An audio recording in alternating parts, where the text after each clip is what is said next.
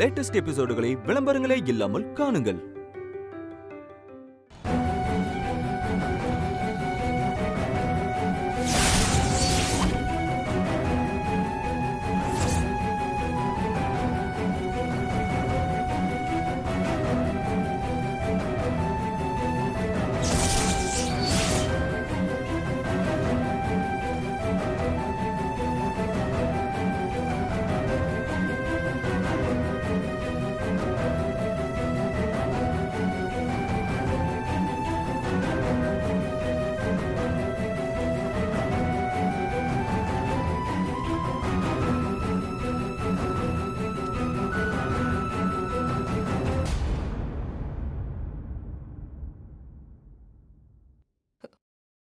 இது எப்படி நடந்துச்சு?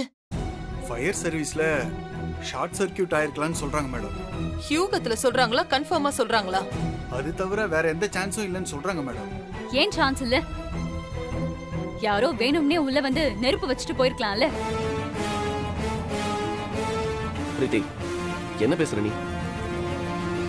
யாரோ ஒருத்தங்க எதுக்கு நம்ம ஆபீஸ்க்குள்ள வந்து நெருப்பு வச்சுட்டு போகணும்? ரொம்ப புத்திசாலித்தனமா பேசுறதா நினைச்சுக்கிட்டு எதையாவது உளறிட்டு இருக்காங்க. இது புது பில்டிங், ட்ரிப்பா இருக்க சான்ஸே இல்ல. அப்படியே ஆயிருந்தாலும் யாராவது அதை பிளான் பண்ணி தான் பண்ணிருக்கணும். ஏன் அப்படி பண்ணணும்? ஆண்டிக்கு வித்யா மாதிரி கண்ணுக்கு தெரியாத கண்ணுக்கு தெரிஞ்ச எதிரிங்க நிறைய பேர் இருக்காங்க. அவங்கள யாராவது ஆண்டிய பழி வாங்குறதுக்கு இதை செஞ்சிருக்கலாம்ல. எதிரிங்க அதிகமா இருக்கிறவங்களோட இடத்துல நடக்கிற எந்த அசம்பாவிதமும் தற்செயல் இல்ல. இந்த ரூம்ல ஃபயர் ஆக்சிடென்ட் ஆகும்போது சிசிடிவி கேமரால யார் இங்க வந்தாங்கன்னு ரெஜிஸ்டர் ஆயிருக்கா? அத செக் பண்ணீங்களா? காலையில இருந்து இந்த ஏரியாவுல எந்த சிசிடிவி கேமரா வேலை செய்யல மேடம். பாத்துக்கோங்க ஆண்டி, நான் சொல்லும்போது எல்லாரும் என்ன சந்தேகப்படுறேன்னீங்கல்ல, இப்ப என்ன சொல்ல போறீங்க?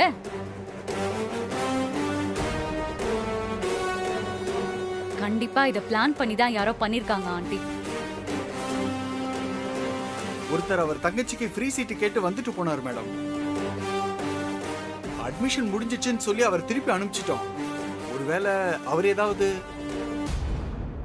ஆள் எப்படி இருந்தா இதுக்கு முன்னாடி பாத்திருக்கீங்களா?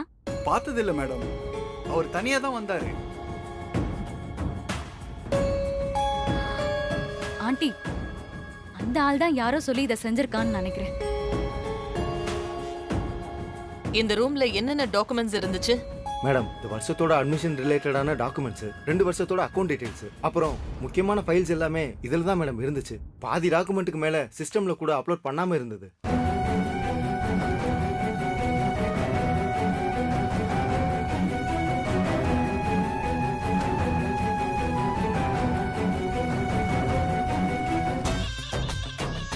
ஆண்டி, நம்ம வித்யாவை தேடி ஊருக்கு போயிருக்கும் போது இவ்வளவு முக்கியமான ஒரு இடம் எரிஞ்சு போயிருக்குன்னா அதுக்கு பின்னாடி வித்யாவே கூட இருக்கலாம்.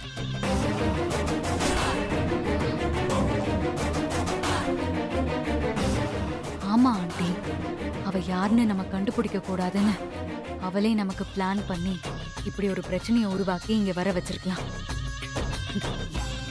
தான் அடையாளத்தை மறைக்க யாரோ ஒருத்திய வித்யாவா நடிக்க வச்சவ இத கூட பண்ண மாட்டாளா என்ன? கண்டிப்பா செய்வா ஆண்டி.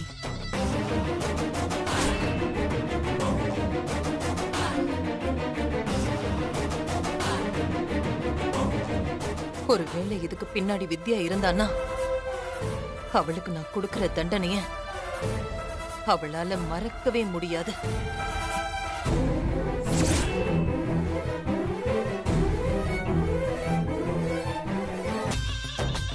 வித்யா, ஆண்டி கிட்ட இருந்து தப்பிச்சிட்டேன்னு நினைச்சிட்டல. இனி இந்த குடும்பத்துல எந்த அசம்பாவிதம் நடந்தாலும் அதுக்கு நீதான் காரணம்னு நான் ஆண்டியை நம்ப வச்சு அவங்களுக்கு எதிரா உன்னை கொண்டு வந்து நிறுத்துறேன்.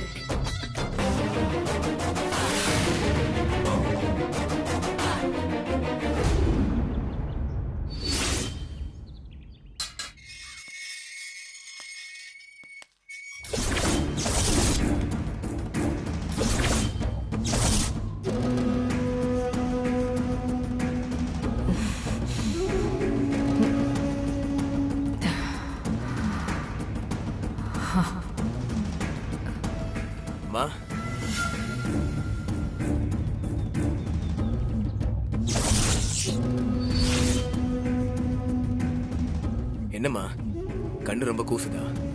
வெயில பார்க்காம ரொம்ப நாளா ஜெயில இருந்தீங்கல்ல, அதாம்மா வெளியே வந்த உடனே வெயிலுடைய வெக்கைய உங்களால தாங்க முடியல. சுட்டெரிக்கிற இந்த சூரியனோட வெக்கைய விட என் மனசுல எரிஞ்சுக்கிட்டு இருக்கிற பகைங்கிற நெருப்போட வெக்கதான் அதிகம். அந்த வேதா இந்த வெக்கையில எப்படி எரிஞ்சு பஸ்பமாக போறான்னு பாரு.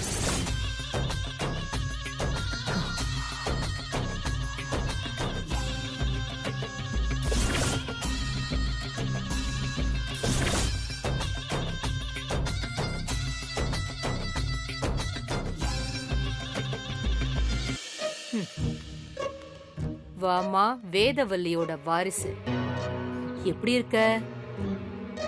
எப்படி இருக்கா என் எதிரி? அதான் உன் பாஸ். அவங்களுக்கு என்ன, நல்லாதான் இருப்பாங்க. ரொம்ப சலிப்பா சொல்றியேம்மா. அவ நல்லா இருக்கிறது உனக்கு பிடிக்கலையா? நான் வைஸ் சேர்மனா இருந்து அப்படியே கொஞ்ச நாள்ல வேதாவோட இடத்த புடிச்சு மொத்த இன்ஸ்டிடியூட்டுக்கும் நானே சேர்மன் ஆயிடலான்னு பார்த்தேன். ஆனா அந்த வித்யா ஒரே ஒரு நாள் சேர்மனா இருந்து ஆண்டி கிட்ட நல்ல பேர் வாங்கிட்டா. கொஞ்சம் விட்டா அவ என் தலை மேல ஏறி உட்கார்ந்து என்னையே வேலை வாங்கிருவா போல. அதுக்கு நான் ஒரு சூப்பர் ஐடியா வச்சிருக்கேன். என்ன? வேற என்ன, உன் பாஸோட கதைய மொத்தமா முடிக்கிறது தான்.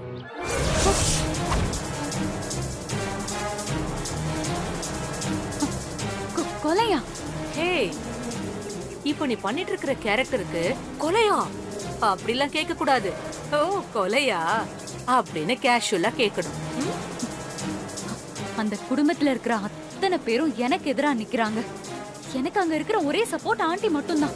அவங்களும் செத்துட்டா அதுக்கப்புறம் நான் எப்படி அங்க இருக்க முடியும்? அவ உயிரோட இருந்தா மட்டும் உன்னை அவ மருமகளா ஏத்துக்க போறாளா என்ன? இல்ல சஞ்சய் தான் உன் கழுத்துல தாலி கட்ட போறானா? உலகமே அழிஞ்சாலும் அதெல்லாம் நடக்கவே நடக்காது. பேசாம நான் சொல்ற மாதிரி அந்த வேதாவை போட்டு தள்ளிடு. ஷார்ட்கட்ல நீ சேர்மன் ஆயிடு. நான் எப்படி? வெயிட், அதுக்கான ரூட் எல்லாம் நான் கிளியர் பண்ணி கொடுக்கறேன். வேதா செத்துட்டா நீ தான் சேர்மன். அதுக்கு நான் கேரண்டி. நான் உன்கிட்ட கேக்குறது ஒன்னே ஒண்ணுதான். நிரந்தரமே இல்லாத இந்த வைஸ் சேர்மன் பதவியில குப்பை கொட்ட போறியா, இல்ல ஒரே நாள்ல சேர்மன் ஆகி வேதாவோட மொத்த சாம்ராஜ்யத்தையும் கட்டி ஆள போறியா?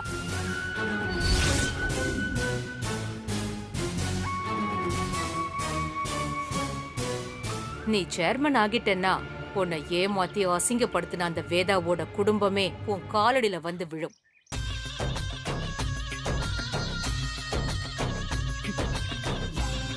நான் என்ன செய்யணும்?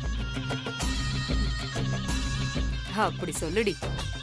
பாவம் அந்த வேதா, கொத்தர பாம்புன்னு தெரியாம உன்னை கழுத்துல சுத்திக்கிட்டு தெரியறா. அது அவங்க விதி. பிளான் என்னன்னு சொல்லுங்க.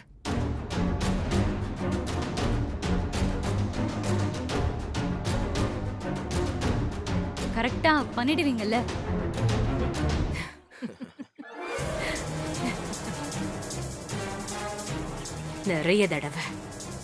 நிறைய தடவை தோத்துட்டேன்.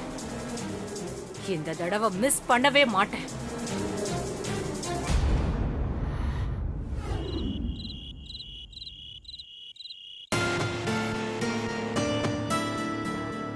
அவகிட்ட சொல்லுங்க, இந்த வேதவல்லி தான் அவளோட எதிரி.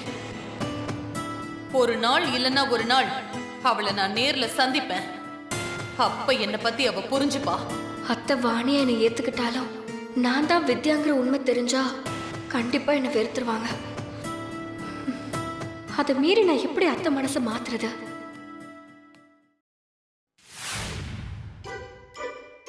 இந்த வெளிச்சத்துலயும் நிலவு பிரைட்டா இருக்க, இவ முகத்துல லைட்டா சோகம் தெரியுதே. தெரியக்கூடாதே. என்ன பண்ணலாம்?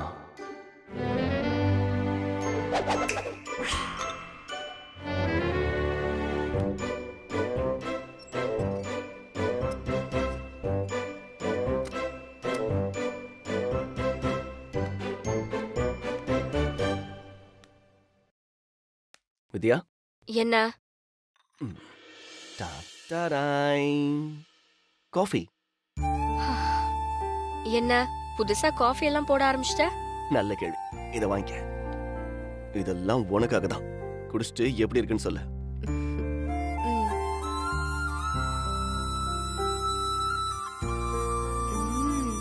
நல்லா இருக்கு. நீ தான் போட்டியா?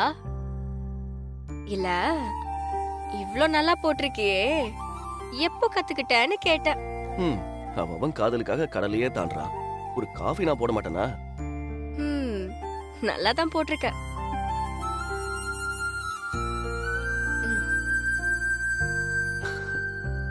பட் உனக்கு இந்த மீச நல்லா இருக்கு.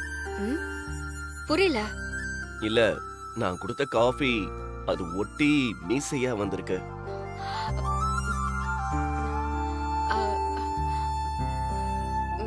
போயிருச்சா? போல. இரு, நான் தொடச்சு விடுறேன். பரவாயில்ல, நானே தொடச்சுக்கிறேன். தொடச்சு விடுறதானே சொன்னேன். போயிருச்சா? இன்னும் அப்படியே இருக்கு. அதான் நான் தொடச்சு விடுறேன்னு சொல்றேன்ல. இரு.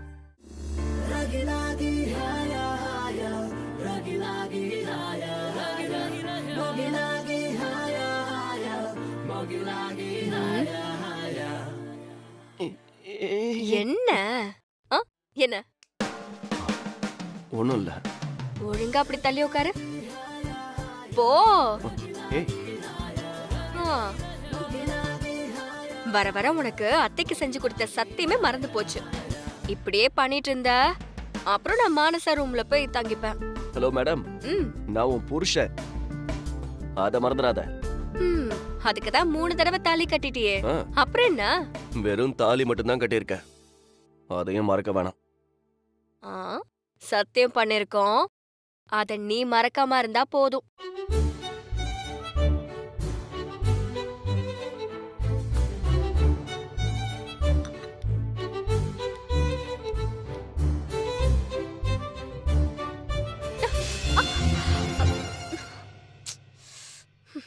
சஞ்சய், நான் எவ்வளவு குழப்பத்துல இருக்கேன். நீ என்ன விளையாடிட்டு இருக்கியா? ஒரு தடவை சொன்னா புரியாதா உனக்கு? ஏய், என்ன? இந்த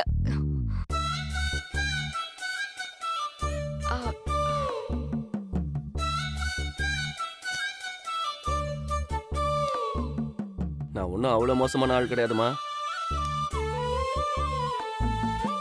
இதுக்கு மேலே நான் இந்த ரூம்குள்ள இருந்தேன்னு வையே, அது எனக்கு தான் அவமானம்.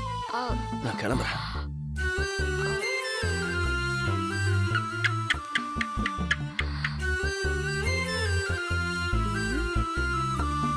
ஏய், சும்மா திட்டதெல்லாம் திட்டிட்டு இப்படி கொஞ்சி கூப்பிட்டா நான் சமாதானம் ஆயிடுவேனா? நான் கூப்பிடல. பின்ன பல்லி. ஓ, பல்லியா? ஒரு பல்லிக்கு என் மேல இருக்கிற இறக்கம் கூட என் பொண்டாட்டிக்கு என் மேல இல்லைன்னு நினைக்கும் போது சோ சேட். என் நிலைமை என் எதிரி கூட வரக்கூடாது. ஏய் பல்லி, இப்போ உனக்கு என்னதான் வேணும்? ஓ, நீ என்ன மாதிரி கல்யாணம் ஆகி சிங்கிளா இருக்கியா? இப்ப கூப்பிட்டது நான். அப்படியா? என்ன? காஃபி கப்ப மறந்து விட்டுட்டு போறேன். காஃபி கப்பு அவ்வளவுதானா? அவ்வளவுதான். வேற என்ன? வேற ஒண்ணும் இல்ல.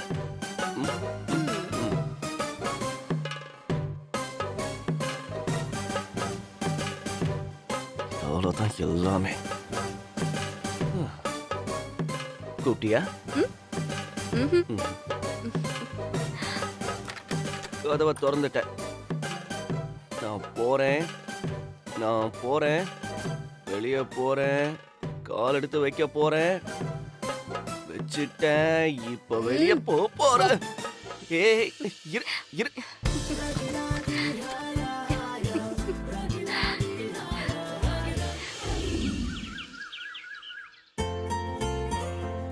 வாங்கப்பா. விஜய், உங்க அம்மா எங்கடா? உள்ளதான்ப்பா இருக்காங்க. போய் வர சொல்லு.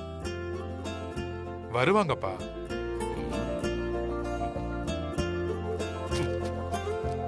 சொல்லிக்கிட்டே இருக்கேன்ல, போய் உங்க அம்மாவை வர சொல்லு போ. என்னாச்சு உங்களுக்கு? போடா போ. சரிப்பா, போறேன்.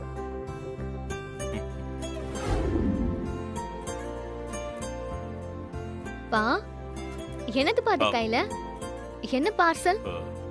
அது உன் அம்மாவுக்குமா? வாவ், அம்மாவுக்கா? எங்க காட்டுங்க. ஏய், அம்மாவுக்குன்னு சொல்ற, அப்புறம் காட்டுங்கன்னா என்ன அர்த்தம்? முதல்ல அவ தான் பார்க்கணும். ஓ, சர்ப்ரைஸ் கிஃப்டா? இன்னைக்கு உங்க கல்யாண நாள் கூட இல்லையே, அது கூட நெக்ஸ்ட் மந்த் தானே. நீ ரொம்ப யோசிக்காத, இது எங்க பர்சனல். அப்பா, பசங்களுக்கு தெரியாம என்ன பேரண்ட்ஸ்க்கு பர்சனல்? அதெல்லாம் நிறைய இருக்கும். உனக்கும் கல்யாணம் ஆயிடுச்சுல, இதுக்கப்புறம் பிள்ளைங்க பிறந்ததுக்கு அப்புறம் உனக்கே புரியும். நீங்க சொல்லனா என்ன? அம்மா வரட்டும், அவங்க கிட்ட நான் கேட்டு தெரிஞ்சுக்கிறேன். அப்பா என்ன பாசம்? இது உனக்கு கையில வச்சிருக்கீங்கல, என்ன சொல்லுங்க? சர்ப்ரைஸ் கிஃப்ட் ஆனா? ஓ, சர்ப்ரைஸ். என்ன கிஃப்ட் பா? நீ சும்மா இரு.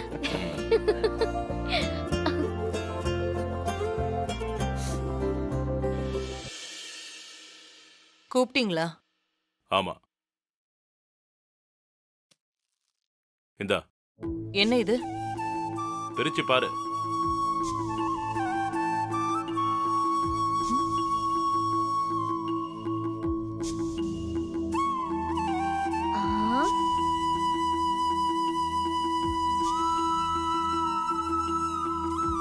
சாரி, இன்னைக்கு என்ன ஸ்பெஷல் நாளுமா?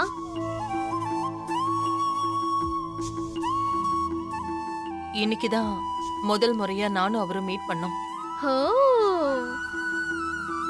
அப்பா உங்களை பொண்ணு பார்க்க வந்தனாலா? அப்படி சொல்லுங்கம்மா. மானசா, சும்மா இருமா. பிடிச்சிருக்கா?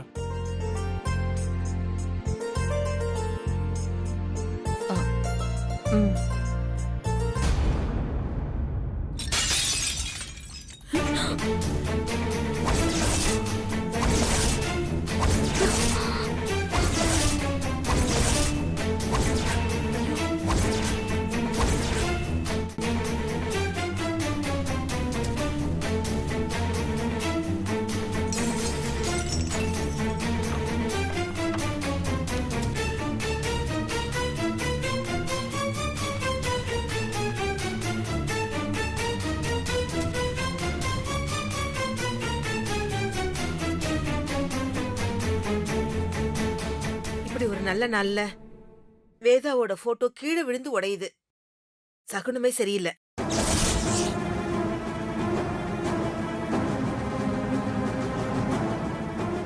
வேதா, நீ கொஞ்சம் ஜாக்கிரதையா இருக்கணுமா? வெளியே எதுவும் போக வேண்டிய வேலை இருக்கா? அக்கா, போட்டோ காத்துல கழண்டு விழுந்திருக்கும். இதையெல்லாம் ஒரு அபசகுணமா எடுத்துக்கலாமா? தப்பா எதுவுமே நடக்காது. இல்லம்மா, நல்ல விஷயத்தை பத்தி பேசி சந்தோஷமா இருக்கும்போது இப்படி நடந்திருக்கிறது மனசுக்கு ரொம்ப தப்பா படுது. அதெல்லாம் இல்லக்கா, ஒரு மாதிரி படபடப்பா இருக்கு. அப்படியெல்லாம் ஒண்ணும் இல்லக்கா, நீ தைரியமா இரு.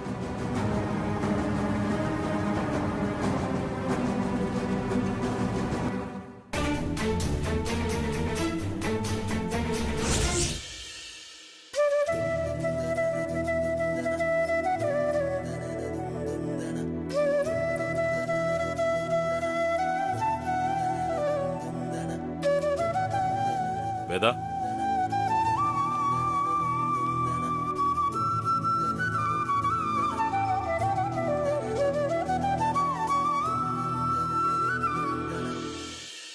எனக்கும் ஏதோ தப்பா படுது வேதா. மனசு படபடன்னு அடிச்சுக்குது. நீ கொஞ்சம் கவனமாவே இரு. நீங்க என் கூட இருக்கும்போது எனக்கு என்ன ஆக போகுது?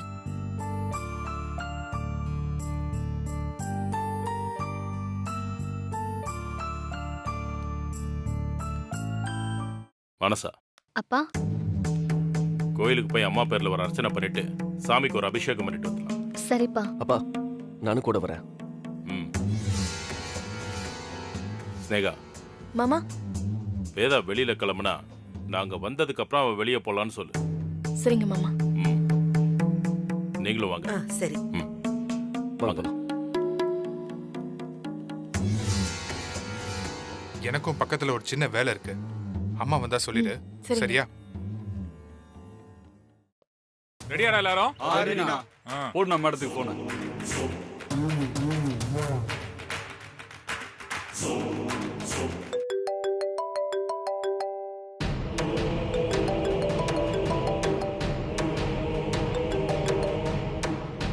என்னடா ஸ்பாட்டுக்கு வந்துட்டீங்களா? வந்துட்டோம் மேடம். அவங்க வீட்ல இருந்து வெளியே வர வேண்டியது மட்டும் தான் பாக்கி. நம்ம பிளான் பண்ண ஏரியாக்கு அவங்க வரணும். அதுதான் ஆள் நடமாட்டம் அதிகம் இல்லாத ஏரியா. அங்க வச்சு ஈஸியா அவங்க கதையை முடிச்சிடலாம் மேடம். சரி, நான் சொல்ற மாதிரி வேதாவுக்கு கால் பண்ணி பேசு. சொல்லுங்க மேடம்.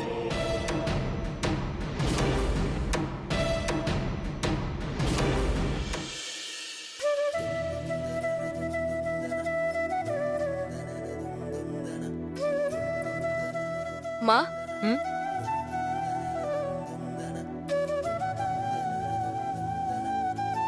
கூப்பிட்டீங்களாமா? ஆமா வாணி.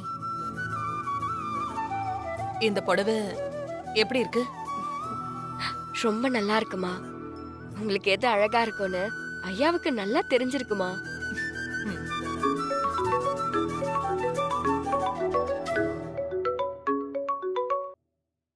ஹலோ மேடம், நீங்க தேடிட்டு இருக்க வித்யா இப்போ என் கண்ணு முன்னாடி தான் இருக்கா. என்ன சொல்றீங்க? யார் நீங்க? நான் யாருங்கிறது முக்கியம் இல்ல மேடம். நீங்க வித்யாவை தேடிட்டு இருக்கிறது எனக்கு நல்லா தெரியும். அவ உங்களை பழிவாங்க என்ன பண்ணிட்டு இருக்காங்கிறதும் எனக்கு தெரியும். நீங்க அவளை பார்க்கணும்னா நேரத்தை வீணடிக்காம உடனே பெங்களூர் ஹைவேஸ்ல ஸ்ரீபெரும்புத்தூருக்கு வாங்க. சரி, நான் வரேன். என்னாச்சுமா?